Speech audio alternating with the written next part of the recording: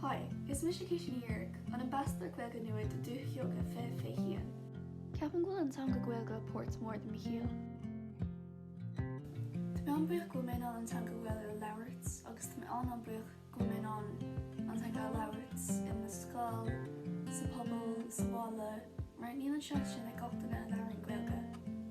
Conna sús an iirecht olmhór chun an Gaeilge labhairt agus ná an dearmid. Is fear Gaeilge friste ná béarla cliste.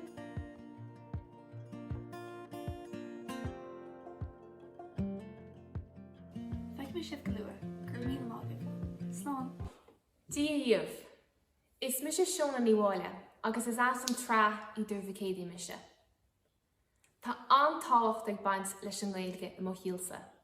Agus le bheith fíor nach faoi chuile deis atá mé I nGaeáil thar na blianta, is marall go bhfuil Gaeilge agam go bhfuil mé I nGaeáil.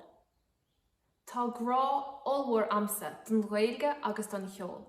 Uíochs do mo chuid tiismothirí a bhí an grá céanna acu agus a thug chuile deis dom hain agus dom rithar agus dom rifer.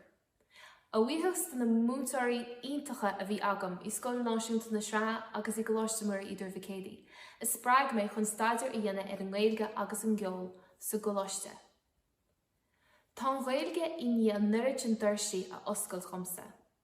Inis tá mé I mo bhútar meán scoile, múnam I meán scoil nGaeltachta, múnam Gaeilge agus ceol I scocham seo chiaran ar an gaharúa, chomh le bheith I mo cheoltóir, profisiúnta.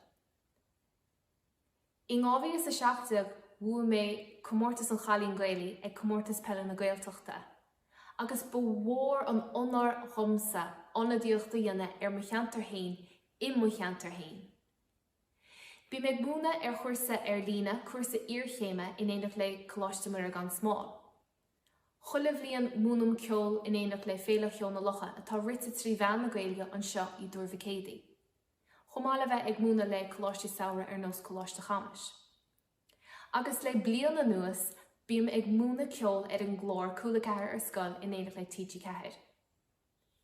Nílann sin ach cúpla deis atá an Gaeilge I ní a thuairscom, agus is marall go bhfuil Gaeilge agam, go bhfuil mé I nGaeáil.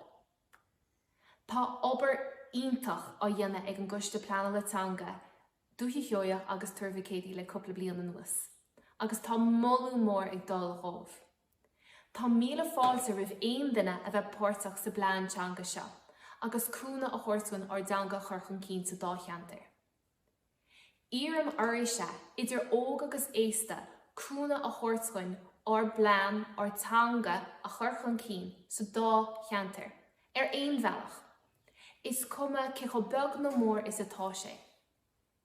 Tá ceantar álainn againn an seo, ceantar Gaeltachta álainn le canúnt álainn, agus írim oraise cúna thuairscain a cinnte go marú ar teanga agus ar ganúnt álainn Dhúiche don na glúnta atá le teacht. Gur míle maith againn.